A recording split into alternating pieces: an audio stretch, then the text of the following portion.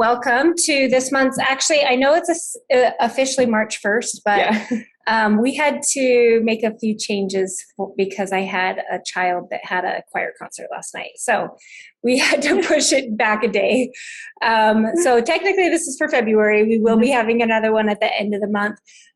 This month, at first when we talked about doing this topic, we weren't too excited about it. We're like, like I sleep really well. I sleep pretty good. But the more we've learned about it and we listened to some other podcasts and more we've learned, we're actually I'm starting to realize how important this is, and that not everybody can sleep as well as, Megan and I, getting up early, that kind of helps to feel tired at night, but not everybody. In fact, a friend of mine, that many of you guys know, but I will keep her name anonymous. She's been struggling with sleep the last few days. And even though she's tired and she's not getting sleep, she can't sleep. She's really struggling with sleeping. That's what works. And so hopefully she'll learn some things tonight. And there's, obviously there's always a few other things that kind of play into why you can't sleep. So we'll talk a little bit about that and how to try and prep ourselves for some good sleep. Looks like Melanie's on. Hey, Melanie, how's it going? Hi, sorry, I got the reminder and I was like, I'll pop on really quickly, but I definitely just got out of the shower, so no video. That's okay. It's okay. That's perfect. That's why we send it out, because lots of times, we announce it over and over, send emails, blah, blah, blah, but then you kind of forget. So yeah, perfect. It was great timing. Yeah. Thanks. So, we are, a lot of you guys know, kind of our motto and how we do things at CrossFit Preferred, but we really do focus on a habit-based approach so that we support a lifestyle change, not just a quick fix. And you really should feel confident with your nutrition and fitness plan for years to come. And if you don't at this point, then you're moving too fast. We want to push you outside your comfort zone just a little bit, but it needs to feel attainable. And so that's why we focus on that. We just finished the nutrition challenge and saw some awesome results. Yep. And those of you who are not part of our one-on-one coaching, you got a little taste of how we do things one-on-one by using the HSN app, by focusing on one habit at a time and stacking those habits. So over the course of the 6 weeks, you had been able to develop these strong foundational habits to continue on either on your own, or some of you have taken advantage of the discounted one-on-one coaching price that we offer to you guys and are doing one-on-one coaching with us, which we are so excited for. And the one-on-one coaching, if you're still interested in that, we're obviously here for you. Yep. But the one-on-one coaching, it really is where the magic happens. The nutrition challenge was a good jump start, good foundation. But now we get to customize your habits to help you reach your goals the fastest and most efficient way. And we've been able to help quite a few people this last year. Yeah. We hit our year mark in January that we have been using HSN and really help trying to develop the nutrition side of what we do. And it's been really fun. Yeah, it's been great. We both have seen some really good success, and we're excited to help more people. In fact, this is a great time to announce this, I'm sure. Yeah. We're really excited. We actually just hired a new nutrition coach who will be in training, who already has been in training, and some of you guys have seen her. Yep. Jacqueline Oliver, a longtime member of CrossFit Preferred, is going to be training to be a nutrition coach for us. Actually, she's already in training. And she's obviously very passionate about nutrition, just like Megan and I are, and she's learning and the ropes on how to coach others. And our goal this year is really to help, as many people as we can. Yeah. And to do that, we are looking to expand our nutrition coaching services. So if you guys have friends or family members that are not members of our gym, we do offer nutrition coaching to anybody. Yes. Not just members of the gym. Yep. And they can be remote too. They don't have to live in the area. This is through the app. We can do everything remotely. So yeah. Yep.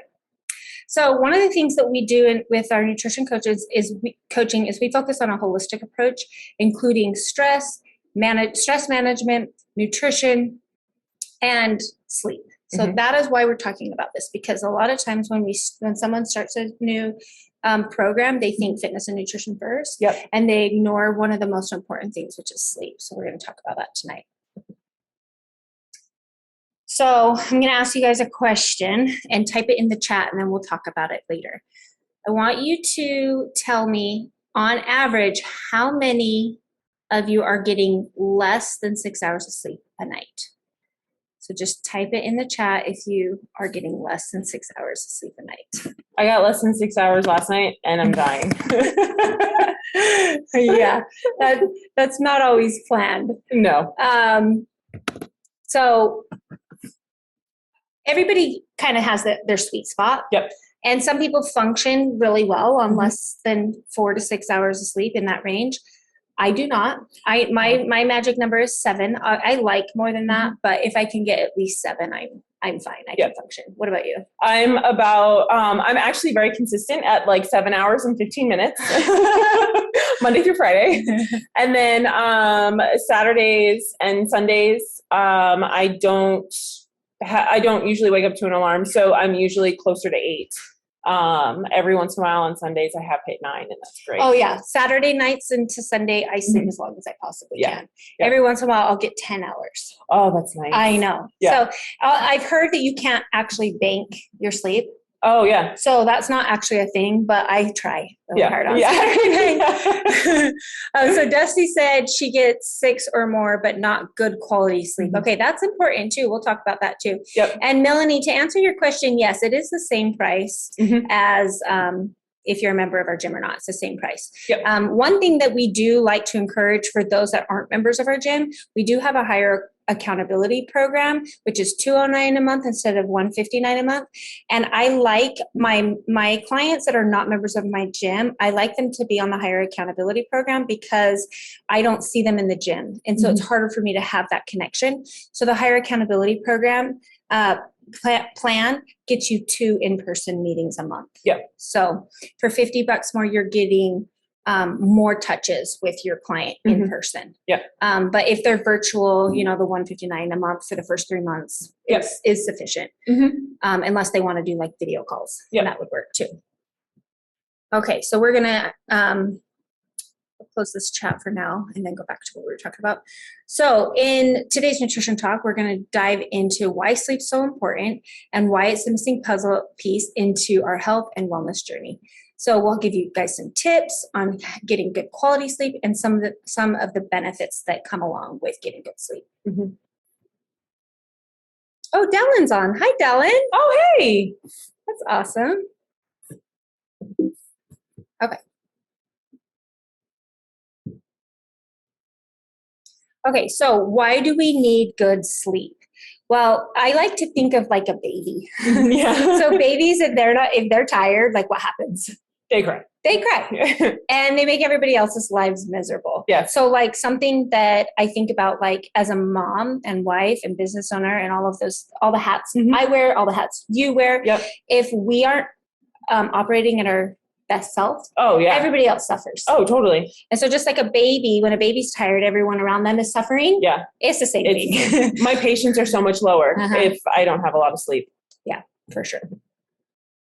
So like I said before, a lot of times when we start a new health and wellness journey, we focus on weight, we focus on how to get stronger, increasing our energy. And that's something that we hear a lot of, and thinking of how can we be more healthy. But sometimes we don't focus on the sleep side of it.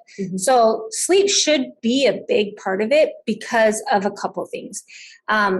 There's been lots of studies done that actually shows that if you're chronically getting too little of sleep, you have an increased risk of type 2 diabetes. And we're going to tell you why in a little bit. Yep.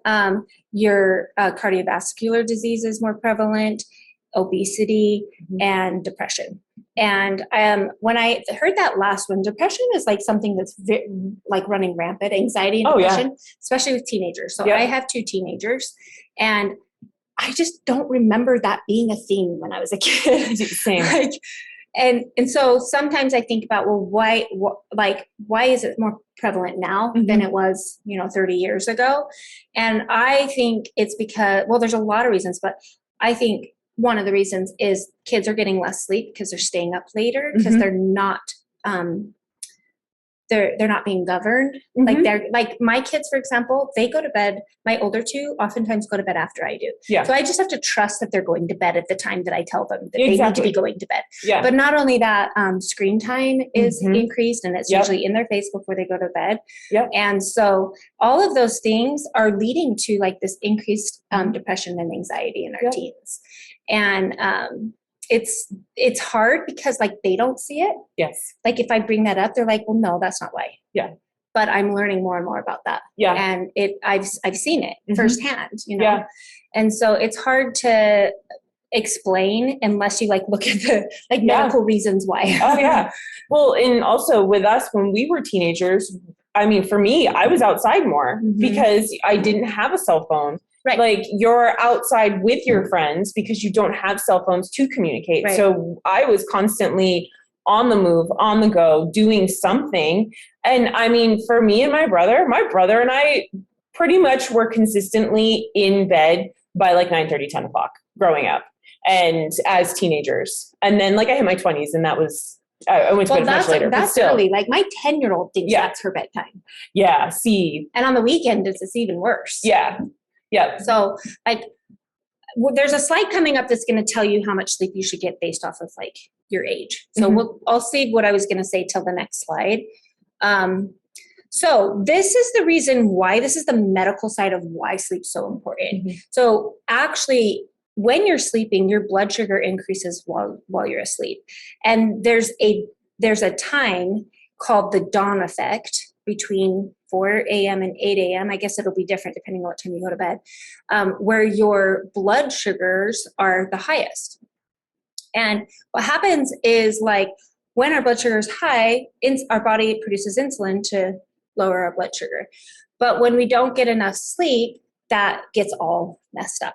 And we become insulin resistant or not as sensitive to it. So here's how sleep affects things. So when we don't have enough sleep, we have lower cortisol levels. It makes you less sensitive to the two hormones, ghrelin and lectin. And we're going to talk about what those two hormones do in another slide. It overall increases your blood glucose levels because you're less sensitive to insulin to bring your blood glucose levels down. It increases your daytime cravings. It lowers your ability to make good choices. And I've definitely felt that. Like when you're tired, you don't give a crap. You're like, I don't care. I crumble cookie today. Because she got no sleep last night. She just confessed to you guys. You heard it first. I did. That's funny. So it lowers your ability to make good choices, as Megan has demonstrated. You're less motivated to make and keep your goals. And you know, it really is upsetting your circadian rhythm, which is another thing that we're going to talk about, what your circadian rhythm is. This is something that I learned that I didn't really know about. Yeah.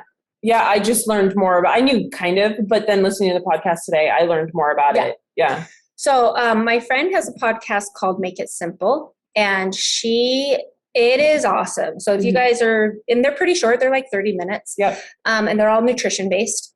So if you guys are driving in the car or just want to learn something nutritionally, I really recommend her podcast. She's easy to listen to too. She's high energy. Yeah. She kind of dumbs it down too. Like I feel like I understand everything. And sometimes with podcasts like that, there are some where like I'm listening to it and I'm like, I didn't get any of that. Yeah. So she interviews a sleep doctor, and I think it's episode 52 if you guys want to go check it out. She interviews a sleep doctor in Washington, and they talk about the circadian rhythm and how the circadian rhythm tells us when we should be tired based off of like light exposure, sun exposure. And we're not getting natural light during the day because we're inside all day. Even our kids, I can think about my kids, they're at school all day. They're not getting natural light. And then at night, we're getting light from our screens and our TVs and like yellow light, like what's all around us right now. Yep. And it throws off our circadian rhythm. And this can lead to obesity, as it can make us less sensitive to insulin, which causes increase in blood sugar.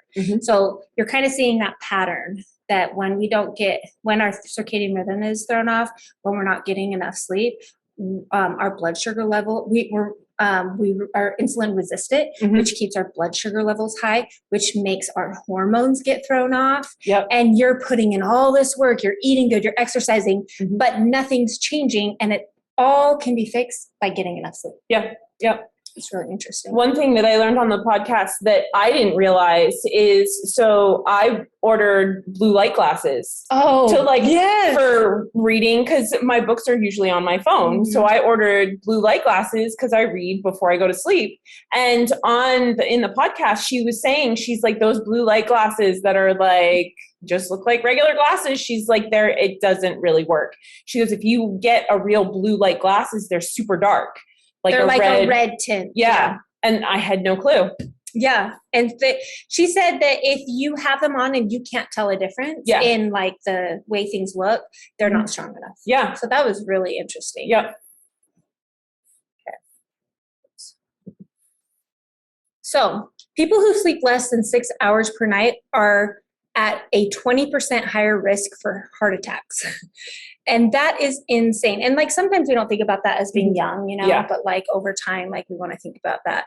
And there's different stages of our night. So there's two main stages. There's NREM, and this is a time when our heart rate and blood pressure increases. And then there's REM, and this is when those should decrease. And an imbalance of these two stages can happen when we are not getting adequate sleep and will increase the risk for heart attack.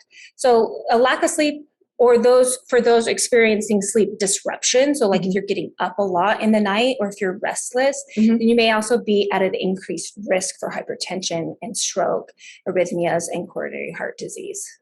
So definitely something worth figuring out. Yeah. So also a lack of sleep will also increase the risk of being obese. And it kind of comes back down to the insulin levels or the blood sugar levels and the resistance to insulin. So think back to a time when you didn't get enough sleep and maybe you feel sleepy right now, but think about how you felt as far as like how you felt about your desires to make good choices, basically. Yeah. Like when you don't get enough sleep, do you feel like you have more cravings or less cravings? Like that's a pretty easy answer. And if you're thinking, yeah, I have more cravings, there's a reason. Yep. So we're going to go back to those hormones we talked about. So cortisol in our body increases when we are not getting enough sleep. Leptin, which makes us feel full, decreases, so we feel hungry more often. And ghrelin, which is our hunger hormone telling us, hey, it's time to eat, increases. So we feel hungry and we have a desire to eat more. And our cortisol levels are lower. So that's a pretty clear-cut reason why figuring out your sleep is important. So in summary, we are prioritizing the storage of fat and water in our body due to the increased cortisol. Nobody wants that. Yeah. We're less full and more hungry. And the shift in these hormones due to a lack of sleep may increase cravings and overall consumption. So no wonder those that get less sleep are oftentimes overweight. So we talked a little bit about depression, and we want to talk about how that can affect people that aren't getting enough sleep. There's a study done in 2011 that found that people with sleep issues such as insomnia had 2 times the risk for developing depression. And more specifically, lack of sleep may cause changes to your serotonin or your happy hormone. And so it can affect, your overall feeling of happiness. Sorry, I have some balloons making noise over here.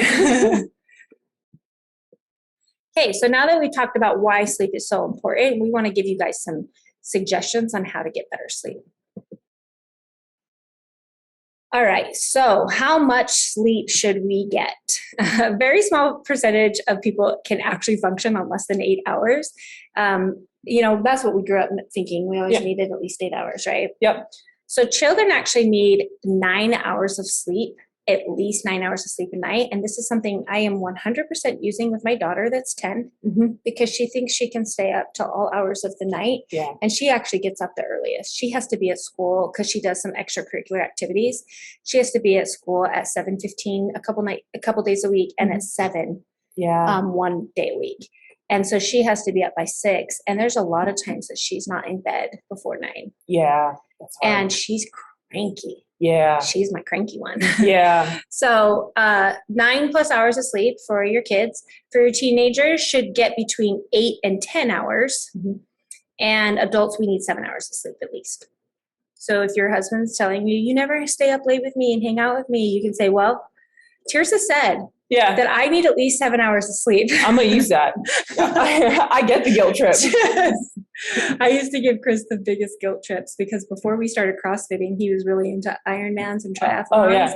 And the only way for him to get his training in was first thing in the morning before he went to work. And he always felt like, well, you're always asleep, so it doesn't matter that I'm out training. Right. I'm like, no, you don't get it. Like, you fall asleep the second your butt hits the couch. Yeah. Like, you're asleep. You can't last 15 minutes. And that's the only time I see you in a day. So, exactly. like, that was our thing that, like, I hated that he did Ironmans because he'd get up at 4 o'clock in the morning and train for 4 hours and then go to work and then be dead to me when he got home. So we're going to give you 4 tips to help you get better sleep. Number 1. So set your sleep schedule. So setting your sleep schedule, stick to a schedule. I know for me, like my schedule during the week, no matter if I'm working or not, like even when we were shut down for COVID, I still kept the same type of schedule. I still got up early in the morning. I went to bed earlier so that it doesn't screw me up when I did have to get up at 4 o'clock in the morning to go to work. And then on the weekends too, like I don't stay up too late on the weekends, and I try not to sleep in too late. Yeah, like so sleeping in's like 7 or so. Yeah. 6:30. Go to bed and wake up at the same time every day. And don't stay in bed tossing and turning for more than 10 minutes. That is a pet peeve of mine. If I'm up, I get out of bed. I can't hang in bed. Hey, actually, Dusty, I'm going to ask you, does that happen to you? Like, do you tend to stay in bed trying to sleep longer and toss and turn for more than 10 minutes?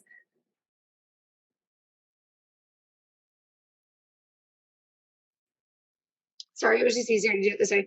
I wake up in the middle of the night a lot, but I don't usually, maybe on the weekends I'll wake up and try and go back to sleep for a while, like on a Sunday, just because it's like the only day where I get to sleep in and I really wanted to sleep in, but I can't. Yeah.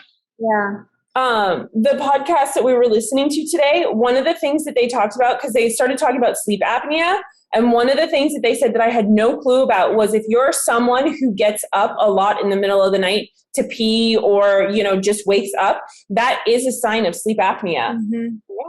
And I had no clue. I just thought it was something where you can't breathe because you can't. Right. Or if you snore, that's another sign. Yep. Yeah. Sometimes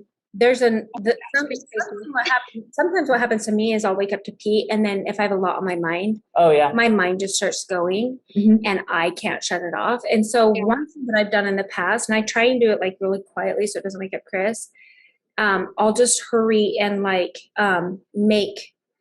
open my phone. I have a little to-do list on my phone, and I'll just type out like my to-do lists really fast so that I can try and like I won't forget erase those it from your brain. Yeah.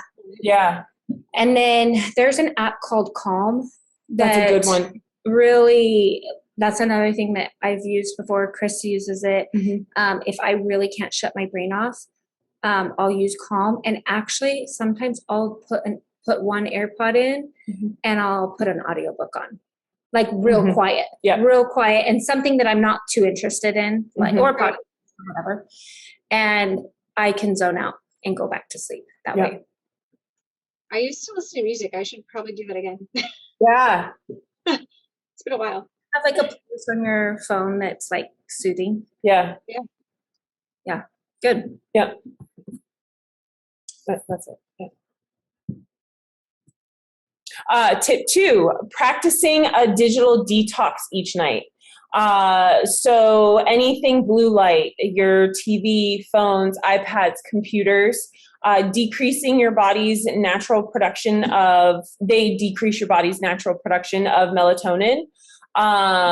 Light boxes. So that was on the podcast. Yeah, They were talking about these light boxes because we don't get enough natural daylight. Mm-hmm. And so light boxes are going to help us with our circadian rhythm. Mm-hmm. And it's something that's fairly inexpensive. You can have it in your room. Yep. They're mobile. And if you are looking for something like that, if you're having a hard time with sleep, even Dusty, like you're in an office all day. Yeah. So that might be an option for you too. Mm-hmm. So you want to look for one that's 10,000 lux or more. And they're about $50. They start around $50. Mm-hmm. So she said 10,000 lux is what you're looking for. And I've never had to use a light box, but she really, that with all her clients that she works with, that's like the number one thing that she uses is those light boxes. I think there's someone I follow who has a light box. I think he's Manders. Oh. Has a light box. And she really likes it because they live in Iowa, I think. So it's, winter right now. And she notices that she gets really depressed in the wintertime. Mm-hmm. And so I think she's used it a couple times. Well, and something that Andrea, the host of the podcast, she was saying, like in the summertime, we live in Arizona, so we stay inside a lot more in the summer. And so we're not getting that sunlight that we would be getting right now. Like right now, we're outside way more than normal. Yep. Or that we would be in the summer. And so having that option in the summertime is a really good idea. Yeah. It's worth trying. Yep. Finding a realistic before bed, maybe 30 to 90 minutes to turn off all screens. Maybe think about leaving your devices in a different room so that it isn't a temptation. And consider activities you can add in place of screen time, such as reading, journaling, stretching, meditation, anything like that. Yep. So number 3 is to fix your environment. So creating a calm place in your room is going to help you want to go in there and know that that's the place of rest. One thing that I've gotten into a bad habit of is I have a really nice recliner in my room and I've been working in there. But then when I go to bed, like that's my workspace and it's also my bed, my sleep space. So that is, if I had a problem sleeping, which I don't, but if I did, that'd be something that I would look at is making sure that I'm not using my room as a place for work. So just making sure it's peaceful. If you really are having a hard time, like light a candle 30 minutes before you go in there, use some oils, like some aromatherapy oils, play some soft music, like make it feel like you're walking into a massage. Yeah. And just keep it. The other thing is like it suggested having the temperature of your room between 60 and 67 degrees. Like that seems really cold to me, but I sleep hot. Yeah. So like in the summer, we like our room to be, 72 or so. And right now, like we keep our windows open to try and cool things down. If I'm hot, I cannot sleep. So we keep a fan on, a ceiling fan on all night. And then another option is try sleeping with white noise.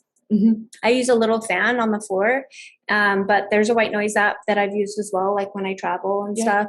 It just drowns out all the extra little clicks and things you hear. I started using it obviously when I started having babies, but Chris, like if he's making some weird noise, he's breathing weird, like I'm sorry, like if the fan is clicking just a tiny bit, like I cannot go to sleep.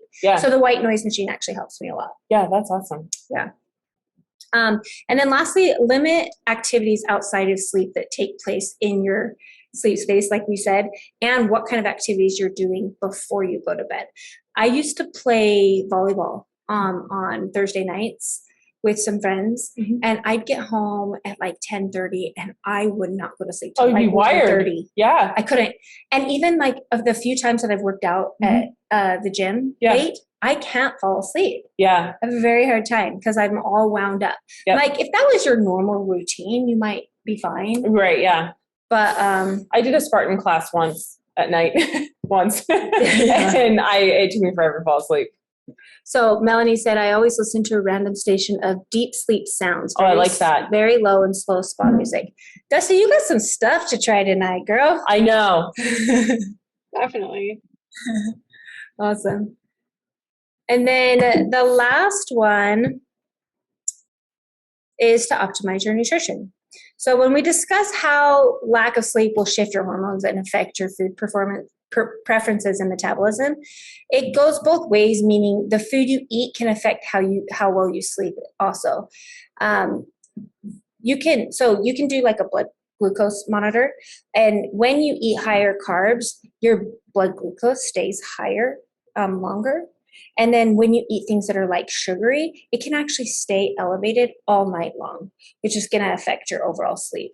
So having a balanced diet and focusing on those lean proteins, those non-starchy carbs and healthy fats is really going to help. Like, you don't really realize how much it affects you, but it really can help your blood glucose level and your overall insulin level while you're sleeping. Yep. Also, be mindful of sugar and alcohol before bed, as well as caffeine consumption. Sometimes, you might get that afternoon like lull and decide to get a coffee because you aren't going to bed for 9 hours. But coffee actually has a half-life of 8 to 12 hours. So even though, you finish your coffee by 3 p.m., it could be midnight, 1 o'clock, and you're still feeling the effects of that caffeine. So try cutting out the caffeine. We got a chat. So Dusty said Amazon actually has things like rainstorms and sounds you can listen to. And the screen is, what does that say? Black, and so no light distraction. Oh, nice. Oh, that's cool. That's awesome. Cool. So now that we've talked about the 4 tips to help you improve your sleep, let's talk about the amazing benefits you'll see start to notice after you change those things. So you obviously getting enough sleep is going to improve your function day to day and being able to have the energy you need to complete your tasks. It's going to help you with your energy. It's going to help you have the desire to get up and work out in the morning. It's going to improve overall recovery so that you're not so sore and you're able to use that energy for fat burning and other things like that. But it's also going to improve your mood. Like, you're going to be happier and and people are going to want to be around you. So there's all these positives. Like, there's not really any negatives to sleeping more. Yeah, no. So when in doubt, go to sleep. Yes. So we discussed our health and wellness goals. Sleep needs to be one of those things. Our nutrition journey is not just about the food we eat. We do need to take into consideration those 4 tips that we gave you. So just as a recap, we want to set and stick to a sleep schedule. We want to practice the digital detox. We want to fix your sleep environment, and we also want to optimize your nutrition. All right, so now that you guys have some ideas on what to do, tell me in the chat or unmute yourself one thing that you are going to try this week to help you get better sleep.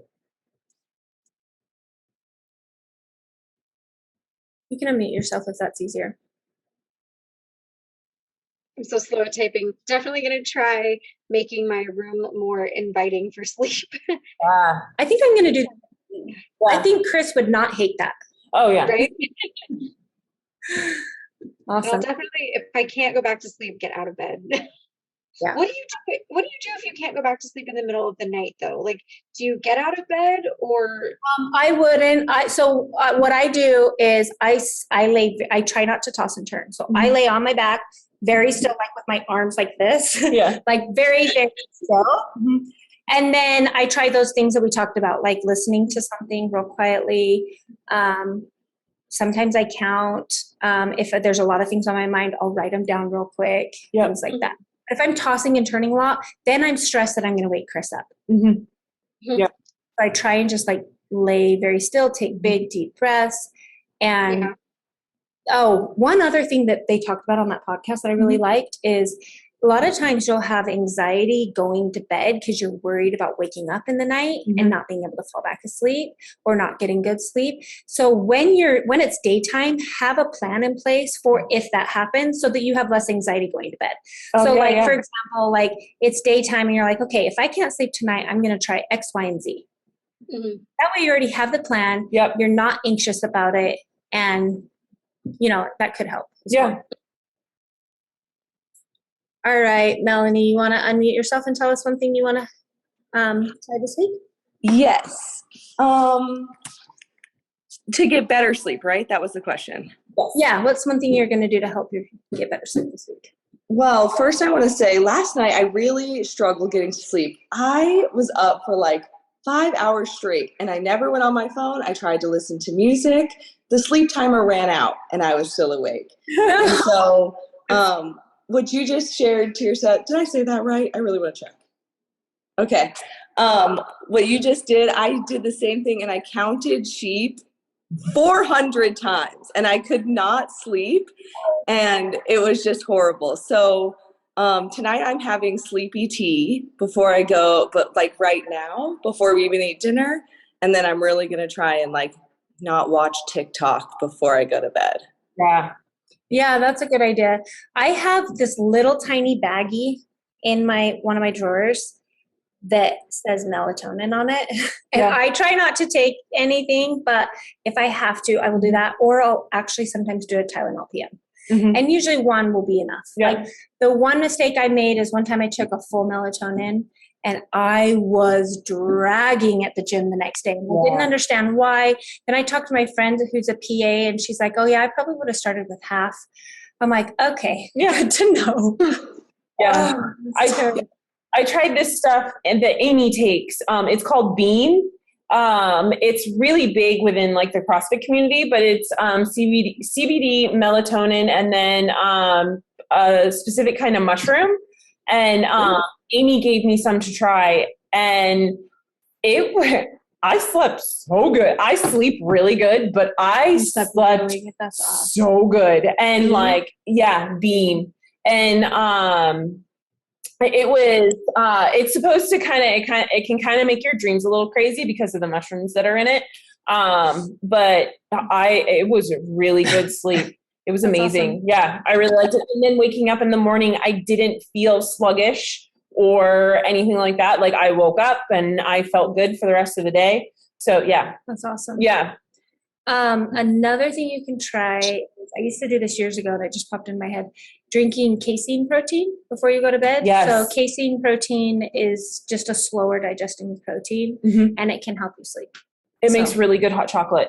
Oh, okay. Yeah. Good to know. Okay, Dallin, do you want to unmute yourself and tell us one thing you want to try this week to help you get better sleep? Sure. Totally new here, just absorbing all the information you're giving. So I'm definitely going to try not to fall asleep with my TV on because I do that every night. It's just a habit with little babies, when you get up in the middle of the night and you're feeding them. And I mean, my youngest is 3 and we just have continued to carry it on. So I'm going to definitely try not to do that. You might want to try listening to that podcast. I'll text it to you. Okay. My friend Andrea, she has 4 girls and her youngest is 3 and one of them, so her business is all about mom health basically and nutrition. Okay.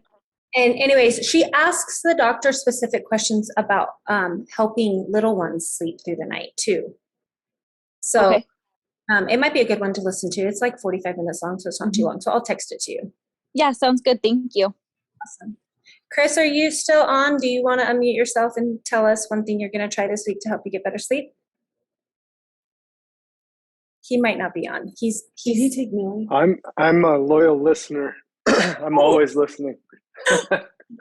I was already sleeping. That doesn't surprise me. I'm just kidding. You're telling all my secrets tonight, though, and it's been fun. So I don't have a problem falling asleep at night because we get up so early. It's like pretty easy. But when I do wake up in the middle of the night, one of the things that really works well for me is just to be still and breathe through my nose only. And then I fall asleep pretty easily. But I do, like Dusty, it sounds like I have some nights where I toss and turn. And but that seems to help me the most. Yeah, your restlessness tends to be like the early hours in the morning. Like need a Usually after like 2:30. yeah. Yep. And But maybe sleeping in another room would be good for you. I don't know. Just kidding. jeez. I'm kidding. So, No, he never wakes me up ever. We actually got a new mattress because he was waking me up Yeah. all the time because our mattress was super old and I could feel every movement. And since we got a new mattress, he never wakes me up. That's awesome. I sleep through everything. Yeah. yep. Awesome. Well, thank you guys so much for sharing. Like, I loved hearing some of the things you guys are going to try. I really like the idea of setting up our room just to feel like peaceful and calm. In fact, that's something that I will definitely try this week. Mm-hmm. And I think even for my daughter does that, Ella. Oh, yeah? She totally is all into that. She asked for a diffuser for her birthday. She has candles. Like, she plays soft music. Like, she's way into that. I love that. I totally forgot that she does that. I need to do that for Millie because Millie's the one that never likes to go to bed. Yeah. Anyways, well, thank you guys so much. Oh, Seth, you're on here. I didn't even see you're on here. Seth, you want to tell us one thing that you want to try this week to help you get better sleep? Sure. Can you hear me? Actually, I this week I've just bought these glasses, so I have a hard time waking up in the middle of the night. I write medical records late at night, and I'm staring at this giant blue screen, and then I'll wake up at 3 or 4 in the morning at the weekend, and I think it's probably related. So I'm trying these blue light blocking glasses, but I've tried everything else on the list. From the scheduling, I actually have these little sleep buds. If you ever heard of those, Bose make them for white noise, and they're fantastic because they've got an alarm in them as well, so you don't wake up whoever's next to you. Because I train at 5 a.m. So those are really cool. But yes, so I'm working on the light this week, and then scheduling, just trying to get to bed on time, get the work done. Yeah. Yeah, that's hard. Working, it's like sometimes I have to work late at night. Like if my kids have things after school and I still have stuff that has to get done before bed, I'll bring my computer in bed, and Chris hates it. And I try really hard not to do that very often. But like when you're working right up until you go to bed, it's super hard to shut everything down and like, so maybe giving yourself like a cutoff time where, hey, I know I need to be in bed by, 10. So my work needs to end by 9:15 or whatever, like giving yourself some wind down time. Yep. Yeah. Thank you. Cool.